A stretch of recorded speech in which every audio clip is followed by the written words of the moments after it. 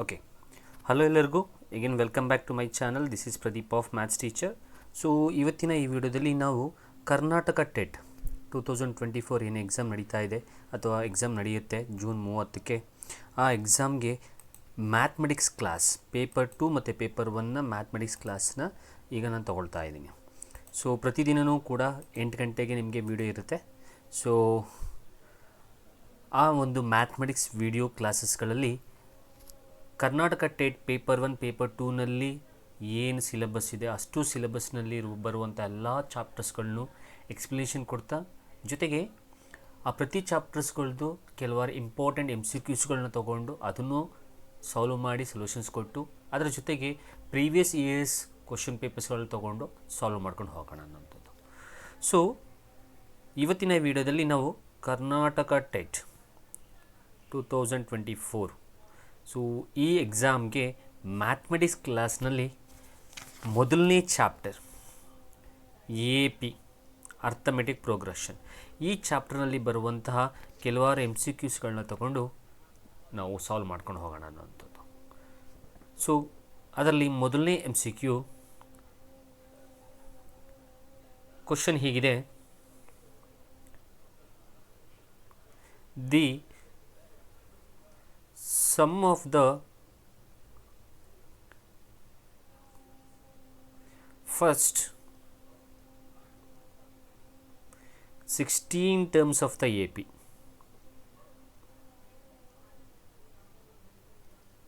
16 terms of the AP ಕೊಟ್ಟಿದ್ದಾರೆ 10, 6, 2 ... ಈ 10, 6, 2 ಅನ್ನುವಂತಹ APಯಲ್ಲಿ ನಾವು ಮೊದಲ 16 ಟರ್ಮ್ನ ಮೊತ್ತ ಕಂಡಿಬೇಕು. ಸೊ ಇಲ್ಲಿ ಇಂಗ್ಲೀಷಲ್ಲಿ ನಾನು ಕ್ವಶನ್ ಬರೀತೀನಿ, ಆದರೆ ಆ ಇಂಗ್ಲೀಷಲ್ಲಿರೋ ಕ್ವಶನ್ಸನ್ನು ಕನ್ನಡಕ್ಕೂ ಟ್ರಾನ್ಸ್ಲೇಟ್ ಮಾಡಿ ಹೇಳ್ತೀನಿ. ಸೊ ಈ ಸಮಾಂತರ ಶ್ರೇಣಿ 10, 6, 2 ಈ ಸಮಾಂತರ ಶ್ರೇಣಿಯ 16 ಪದಗಳ ಮೊತ್ತವನ್ನು ನಾವು ಕಂಡಿಬೇಕು. Sum of the 16 terms of the AP. So ಮೊದಲನೇದಾಗಿ ಸಿಂಪಲ್ ಬೇಗ ಮಾಡ್ಕೊಂಡು ಹೋಗೋದಾದರೆ 10, 6, 2 ... ಇದರಲ್ಲಿ ಎ ಅಂದರೆ ಫಸ್ಟ್ ಟರ್ಮ್, ಮೊದಲನೇ ಪದ 10 ಆಗುತ್ತೆ. ಕಾಮನ್ ಡಿಫ್ರೆನ್ಸ್ ಫೈಂಡ್ ಔಟ್ ಮಾಡ್ಕೋಬೇಕು.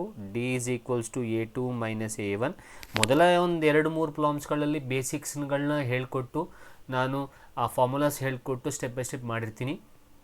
ನೆಕ್ಸ್ಟ್ ಹೋಗ್ತಾ ನಾವು ಡೈರೆಕ್ಟಾಗಿ ಕ್ವಶನ್ಸ್ನೇ ನೋಡಿ ನಾವು ಡೈರೆಕ್ಟಾಗಿ ಸಾಲ್ವ್ ಮಾಡ್ಕೊಂಡು ಹೋಗೋಣ. ಯಾಕೆಂದರೆ ನಿಮಗೆ ಕೊಟ್ಟಿರುವಂತಹ ಕ್ವಶನ್ಸ್ಗಳು ಮತ್ತು ಟೈಮಿಂಗ್ಸ್ಗಳಲ್ಲಿ ಇಂತಿಷ್ಟೇ ಟೈಮಿಂಗ್ಸಲ್ಲಿ ನೀವು ಅದನ್ನು ಸಾಲ್ವ್ ಮಾಡಿ ಬೇರೆ ಪೇಪರ್ಸ್ಗಳನ್ನು ಅಟೆಂಡ್ ಮಾಡಬೇಕಾಗತ್ತೆ. ಅದಕ್ಕೋಸ್ಕರ ಸೊ ಇದರಲ್ಲಿ ಇದನ್ನು A1 ಅಂತ ಕರೀತಾರೆ, ಇದು A2, ಇದು A3 ಆಗುತ್ತೆ. ಸೊ A2 - A1 ಅಂದರೆ 6 - 10, ಹಾಗಾದರೆ -4.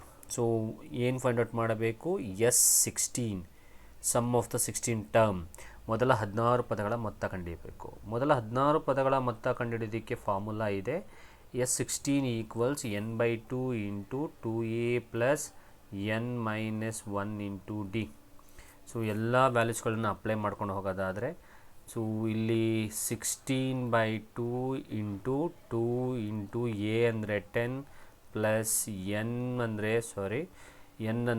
16 - 1 × d ಅಂದರೆ -4. ಸೊ ಇಲ್ಲಿ ಡಿವೈಡ್ ಮಾಡಿದ್ರೆ 8. So 8 10 2s are 20. ಸೊ ಇಲ್ಲಿ ಪ್ಲಸ್ ಇಂಟು ಮೈನಸ್ ಆಗುತ್ತೆ. 16 1 ಹೋದರೆ 15, 15 4s are 60 ಆಗುತ್ತೆ. ಇನ್ನು ಉಳಿದಿರೋದು 8, 60 20 ಹೋದರೆ -40. So answer -320.